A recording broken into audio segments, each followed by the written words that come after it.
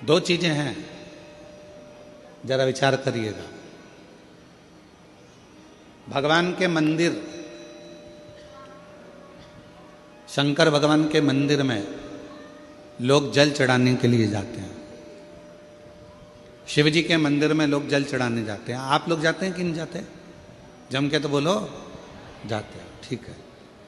शिव जी के मंदिर में यदि आप जल चढ़ाने के लिए जाते हो और आपने अगर शिव महापुराण की कथा को सुन रखा है, तो कथा में बारंबार आपको सुनने को मिलता है कि ये शिवलिंग शिव है, ये जलाधारी माँ पार्वती जी का हस्त कमल है, ये सामने से जो जल बहता है, राइट में गणेश है, लेफ्ट में कार्तिकेय हैं, बीच में अशोक सुंदरी है। शिव जी के ऊपर जो बूंद बूंद पानी टपक रहा है वो शिव जी की 5 लड़कियां जया, विषहरा, शामली बारी, दौतली देव है। ये सारा पूरा की पूरा स्थान शिव जी के सामने से, जहां से जल बहकर जमीन पर आकर नीचे जाता है, वहां पर 33 कोटि देवता विराजमान हैं। शिव जी की पिंडी पे से जल गिरकर जब नीचे की ओर आता है और जो मोटे भाग से जल नीचे आता है, वहां पर सारी 64 योगिनियां हैं, सारी देवियां विराजमान हैं। अब जो समझ गया वो शिव मंदिर में जाकर ना गणेश जी को ढूंढता है, ना कार्तिकेय को ढूंढता है, ना पार्वती को ढूंढता है। ढूंढेगा क्या? जम के बोलो जरा। नहीं, ना वो कार्तिकेय को ढूंढ रहा है, ना वो श्री गणेश जी को ढूंढ रहा है, ना वो पार्वती को ढूंढ रहा है। अब जिसके दिल में ही शिव नहीं बसा है, जो भगवान शंकर को जान ही नहीं पाया, वो मंदिर में जाकर क्या करता है? एक लोटा पानी लेगा, शंकर जी पे भी चढ़ा देगा, उसी पानी में से गणेश जी को भी चढ़ा देगा, उसी पानी में से पार्वती जी को भी चढ़ा देगा, उसी पानी में से कार्तिकेय जी को भी चढ़ा देगा। अरे भैया, अगर शिव महापुराण की कथा सुनी है तो शंकर की कथा में आता है, जहां शिवलिंग है, जहां शंकर विराजमान है, वहां जल पूर्ण समर्पित कर दो, सारे देवताओं में अपने आप पहुंच जाता है। उसको देना नहीं पड़ता, उसको पहुंचाना नहीं पड़ता।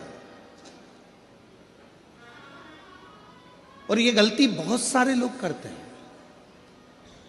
आप लोगों से निवेदन है, शिव जी के मंदिर में अगर जल चढ़ाने जाना है आपको, तो पार्वती मैया को अलग से जल नहीं चढ़ाना, कार्तिकेय जी को अलग से जल नहीं चढ़ाना, गणेश जी को अलग से जल नहीं चढ़ाना। किसी भी मूर्ति पर शिव को जल चढ़ाने जाओ तो अलग से किसी मूर्ति पर जल मत चढ़ाओ, ना पार्वती जी को, ना गणेश जी को, ना कार्तिकेय जी को। अगर जल चढ़ाना है तो केवल देव अधिदेव महादेव पर चढ़ाओ, वो जल सारे देवताओं तक अपने आप पहुंच जाएगा, उसको पहुंचाने की जरूरत नहीं है। चलो और सरल भाषा में समझ लो। तुम्हारे घर में तुलसी का पौधा है? हाथ उठाओ जरा, किस किस के यहाँ? सब लोग रख लो। अब ठीक है, रखो। तुलसी के पौधे में पानी कौन कौन देता है? सब देते हो? ठीक है। पत्ते पे देते हो क्या? नहीं। डाली पर देते हो क्या? नहीं। मंजरी पर देते हो क्या? तुलसी में पानी कहाँ दिया जाता है? तुलसी की जड़ में। जड़ में पानी दे दिया तो वो तुलसी के पत्ते पत्ते में पानी पहुंच जाता है, मंजरी में पानी पहुंच जाता है। वृक्ष की जड़ में पानी दे दिया तो वो पानी सब दूर फल में, फूल में, डाली में, पत्ती में, सब जगह पर वो पानी पहुंच जाता है। उसी तरह जैसे जल जड़ में दिया जाता है, पानी जड़ में दिया जाता है, तो वो सब जगह पहुंच जाता है। उसी तरह शिव मंदिर में केवल शंकर भगवान पर जल चढ़ाया जाता है तो वो सब देवताओं तक पहुंच जाता है, सब देवताओं तक।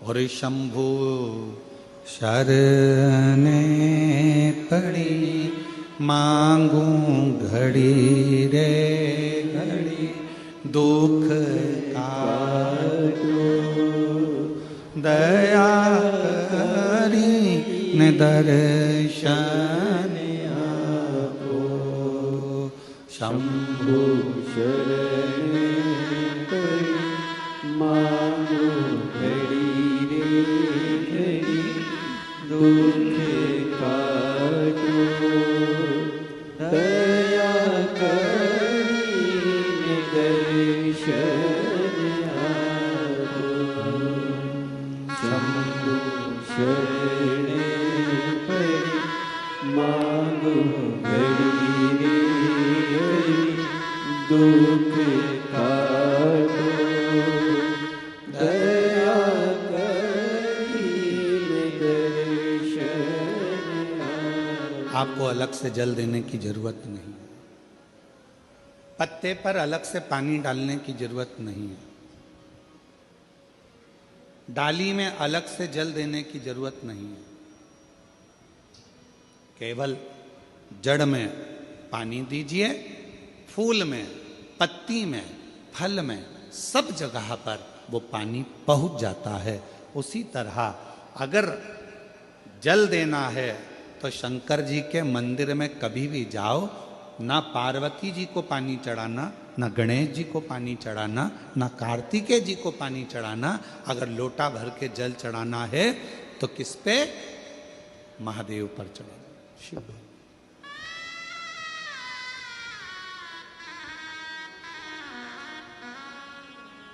गलती तो नहीं करोगे? बोलो तो जम के। कहाँ जल चढ़ाओगे? शिव जी पर। अब कई लोग पार्वती जी कपड़े पहनी है, वस्त्र पहनी है, तो भी पानी चढ़ा के चले जाते हैं। गणेश जी वस्त्र पहने हैं तो भी लोग पानी चढ़ा के चले जाते हैं। कार्तिकेय जी वस्त्र पहने हैं तो भी लोग पानी चढ़ा देते हैं। ये ठीक नहीं। शिव महापुराण में सीधी सीधी बात करी है, सारी समस्या का हल एक लोटा जल। अब जल कितना लेकर गई हो मंदिर के लिए? जम के बोलो, एक लोटा। अब सियोर वाला महाराज कह रहा है कि एक लोटा जल सारी समस्या का हल। तुम जल चढ़ाते चढ़ाते इतने दिन हो गए, तुम्हारी समस्या का हल क्यों नहीं हुआ? क्यों? क्योंकि तुम पूरा एक लोटा जल शिव जी को दे ही नहीं पा रही हो। आधा जल इधर चढ़ा दूं, आधा उधर चढ़ा दूं, आधा उधर चढ़ा दूं, आधा इधर चढ़ा दूं, तो तुम्हारा तो कहावत ही आदि हो गई कि आधा लोटा जल। वो तुम्हारी तो कहावत ही आदि हो गई।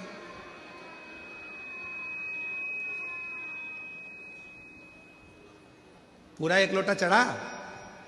अरे बोलो तो जम के। नहीं चढ़ा, नहीं चढ़ा। इधर पार्वती जी को चढ़ा दिया, गणेश जी को चढ़ा दिया, कार्तिकेय को चढ़ा दिया, और फिर शिव जी को जल चढ़ा रही है। या शंकर जी को चढ़ाने के बाद थोड़ा सा बचा कर इधर भी चढ़ा दूं, उधर भी चढ़ा दूं, उधर भी चढ़ा दूं, मन में रख लिया बचा कर। पशुपति व्रत की महत्वता में स्वयं शिव महापुराण में पाशुपत्य अस्त्र, पाशुपत व्रत और पाशुपत योग, तीन चीजों में पशुपति व्रत की महत्वता में यहां तक कहा है कि तुम पशुपति व्रत के लिए अगर कोई मीठा बना रही हो, प्रसाद बना रही हो, तो वो प्रसाद जितना बनाया है वो पूरा की पूरा लेकर मंदिर जाना पड़ता है।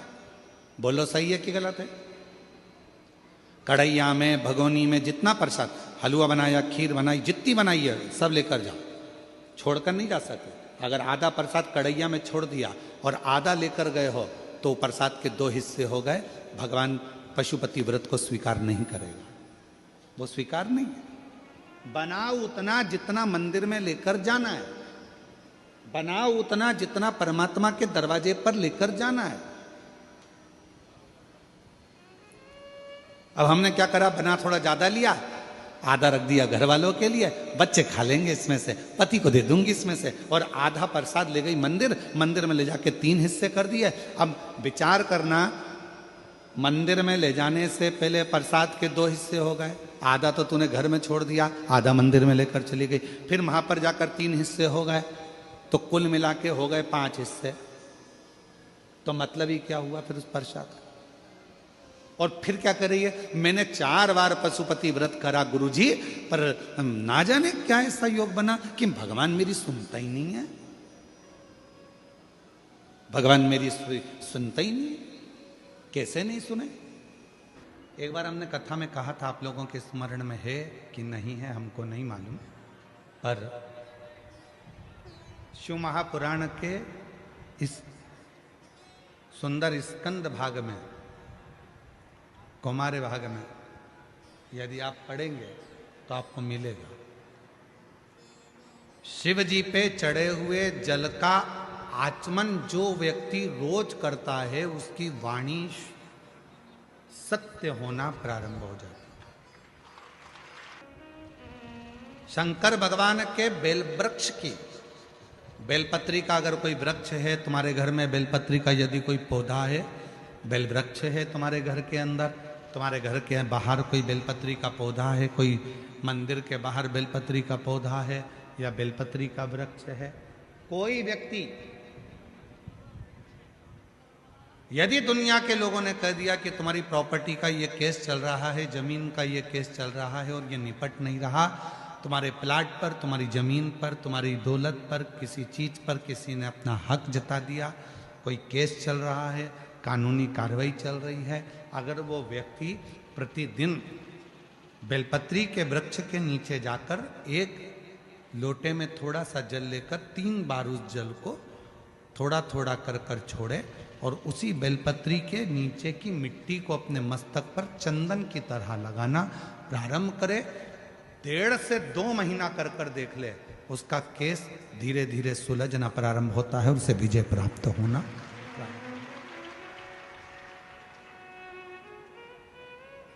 बेलपत्री के वृक्ष की साधना करा करो, कभी कभी करा करो तुम। अब माताओं से मेरा निवेदन और मेरी जीजियों से, जीजाओं से, मेरी बेटियों से, बेटाओं से, मेरे बुजुर्ग माँ बाप से निवेदन करूं, बेलपत्र के वृक्ष की साधना फल जरूर देती है। उसका प्रमाण है, देखो पत्र आए। मेरा नाम सोनू गणेश बारी है। मैं बाला सावंगी तहसील भोकरदन जिला जालना का रहने वाला हूँ। कहीं बैठे हो तो हाथ हिला सकते हैं और अगर हम पढ़ने में कुछ गलती करी हो तो आप लोग भी एलईडी पर या टीवी पर पढ़ सकते हैं। मेरा नाम सोनू गणेश बारी है। मैं बालसावंगी तहसील भोकरदन जिला जालना का रहने वाला हूँ। बाबा भोले बाबा का मैं क्या गुणगान करूं। मैंने अपनी नौकरी के लिए बहुत प्रयास किया लेकिन मेरी नौकरी नहीं लगी। मैंने अपनी नौकरी के लिए बहुत प्रयास किया पर लेकिन नौकरी नहीं लगी। तब मेरी माताजी ने मेरी नौकरी के लिए पशुपतिनाथ का व्रत 2 बार किया और मुझसे कहा कि तू बेलपत्री के वृक्ष के नीचे जाया कर, वहां के जल चढ़ाकर मिट्टी को मस्तक से लगाया कर, तुझे विजय प्राप्त होगी। मैंने भी वही कर्म चालू करा और बाबा की कृपा से आज मेरी नौकरी मिलिट्री में लग गई है। मैं सरकारी पद पर नियुक्त हो गया हूं। बाबा को प्रणाम करने के लिए आया। एक पत्र और देखिए। सीताबाई उत्तम गायकवाड़, मैं बिप्री बूटा पाचोरा जिला जलगांव की रहने वाली हूँ। कहीं बैठी हो तो हाथ हिला सकती हैं और बेलपत्र लेने के लिए आ सकते, जिनके पत्र पढ़े जा रहे हैं वो आ सकते हैं। सीताबाई उत्तम गायकवाड़ में बिप्री बूटा पाचोरा जिला जलगांव की। मेरा बेटा 2 साल से पुलिस की नौकरी के लिए अप्लाई कर रहा था पर नहीं हुआ, फेल हो जाता था, परेशान हो गया। तब मैंने अपने बेटे से कहा कि वो सियोर वाला बाबा कहता है, प्रदीप मिश्रा जी शिव पुराण सुनाते हैं और सभी परेशानियों का हल 1 लोटा जल बताते हैं, तू कर। 1 लोटा जल लेकर जा, थोड़ा जल शिव जी को चढ़ाकर उसमें से थोड़ा जल बेलपत्र को चढ़ा। मैंने बेटे ने वही करना प्रारंभ करा। श्री शिवाय नमस्तुभ्यम का जप चालू किया और 1 लोटा जल चढ़ाकर मैं अपने बेटे को भी दे देती थी जलाचमन करने को और मेरा बेटा भी जल चढ़ाता था। आज बाबा की कृपा ऐसी हो गई, मेरे बेटे की सरकारी नौकरी 8/2/2025 को मुंबई पुलिस में मेरे बेटे का सिलेक्शन हो गया। मैं बाबा को यहाँ प्रणाम करने के लिए आई हूँ। अगला पत्र है पुष्पा कैलाश नेरकर, नासिक नसीराबाद तालुका जिला जलगांव से आई हैं। मेरा मोबाइल नंबर ये है। बाबा 2013 से रोज मंदिर जाती हूँ, बाबा को प्रणाम करती हूँ, पर कथा के बारे में इतना नहीं जानती थी। आज बाबा की कृपा से शिव जी को पहचानने लगी, बाबा को अपना बाप मानने लगी। मेरा बेटा मेघराज नेरकर स्टेनोग्राफर के पद पर है। बाबा कई बार तैयारी करता था सरकारी नौकरी के लिए। 2014 से मेरा बेटा सरकारी नौकरी की परीक्षा दे रहा है, पर नहीं हुआ। तब मेरे बेटे ने हार मान ली।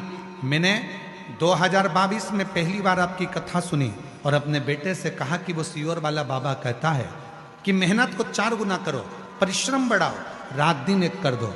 मेरा बेटा सुबह 4 बजे उठता, शिव जी के मंदिर जाता, जल चढ़ाता, पार्थिव शिवलिंग का पूजन करता और खूब पढ़ाई करता। आज मैं बाबा को धन्यवाद देने के लिए आई हूं कि मेरे बेटे का 2024 का रिजल्ट आ गया और पुणे के हाई कोर्ट स्टेनोग्राफर के पद पर मेरा बेटा सिलेक्शन हो गया। मैं बाबा को यहाँ धन्यवाद देने के लिए आई हूँ, बाबा को निवेदन करने के लिए आई हूँ। शिव तत्व किसको कहते हैं? एक पत्र और है। मेरा नाम कविता अंबादास बसाने, पति का नाम अंबादास लक्ष्मण दास बसाने, गांव एरंडोल, जिला जलगांव से आई हूँ। बाबा मेरे 2 बेटे हैं, सूरज और स्वप्निल। दोनों की सरकारी नौकरी नहीं लग रही थी। तब मेरे बेटे को मैंने कहा, सीओर वाला बाबा कहता है कि मेहनत 4 गुना करो, शिव जी की आराधना करो, बेलपत्री के वृक्ष के नीचे रोज जल चढ़ाओ, उसकी मिट्टी को सिर पर लगाओ। आज मेरे दोनों बेटों की सरकारी नौकरी लग गई। मैं बाबा को यहाँ प्रणाम करने के लिए आई हूँ। कहीं बैठे हों, जिन जिन के पत्र पढ़े हैं वो आ सकते हैं। शिव साधना का फल मिलता जो,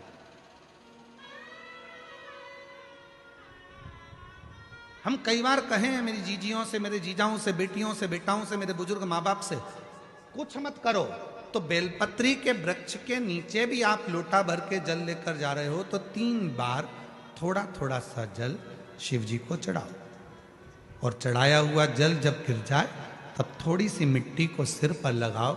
बाबा से अपने मन की भाव कहो, श्री शिवाय नमस्तुभ्यं, श्री शिवाय नमस्तुभ्यं, श्री शिवाय नमस्तुभ्यं, श्री शिवाय नमस्तुभ्यं। बाबा को अपने मन का भाव कहो। दुनिया में किसी की सामर्थ्यता नहीं है कि तुमको नीचे दबा दे। जिसके मस्तक पर बेलपत्री की लकड़ी का चंदन शिव को लेपित कर कर यदि मस्तक पर लगता है, कोई बेलपत्री का वृक्ष यदि सूख जाता है, उसकी जो लकड़ी होती है उसका चंदन भी हम शिव को लगाकर अपने मस्तक पर लगाते हैं। या बेलपत्री के वृक्ष के नीचे की मिट्टी को भी यदि हम त्रिपुंड बनाकर सिर पर चढ़ाते हैं तो दुनिया में किसी की सामर्थ्यता नहीं है कि तुमको हरा दे, तुमको विजय प्राप्त होती है, विजय मिलता है।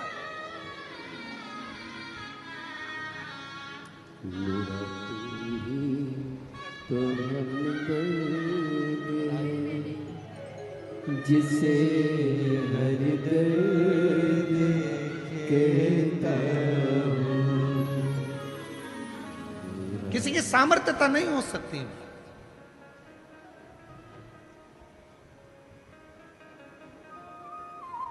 और इतना मालूम होने के बाद भी अगर लोग भटक रहे हैं, कोई कह दे वहां चले जाओ वहां से ये काम हो जाएगा, कोई कह दिया वहां चले जाओ वहां से कोई ये काम हो जाएगा। आडंबर में मत फंसो, ढोंग प्रपंच में मत फंसो। दुनिया में किसी की हिम्मत नहीं है, किसी की सामर्थ्यता नहीं है कि तुम्हारे दुख को काट दे। तुम्हारा दुख तुम खुद काटोगे, कोई नहीं काट सकता। अपनी मेहनत अपने को करना है, अपना परिश्रम अपने को करना है, अपना दुख अपने को काटना है। हमने पहले भी कथा में कहा, अपने को खांसी आई अपने को खांसना है, अपने को छींक आई अपने को छींकना है। किसी की सामर्थ्यता नहीं है कि कोई दुख काट दे, खुद काटोगे। और खुद दुख कैसे काटोगे? एक लोटा जल, बोल बम का नारा है, श्री शिवाय हार बस अपना भाव, अपना विश्वास, अपनी दृढ़ता को बढ़ाओगे, धीरे धीरे दुख कटता जाए,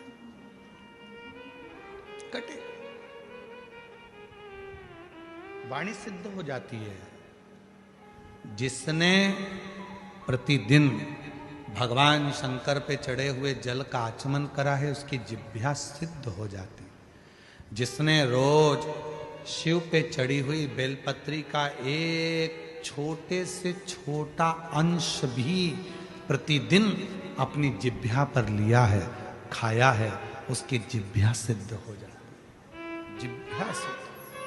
क्यों गुरुजी, इसका कोई प्रमाण मिलता है क्या कि जिसने बेलपत्री खाई हो और उसकी जिह्वा सिद्ध हो गई? जिसने शिव जी का जल पिया हो और उसकी जिह्वा सिद्ध हो गई हो? उसकी कथा चल रही है, चंद्रशेखर महादेव की कथा चल रही है।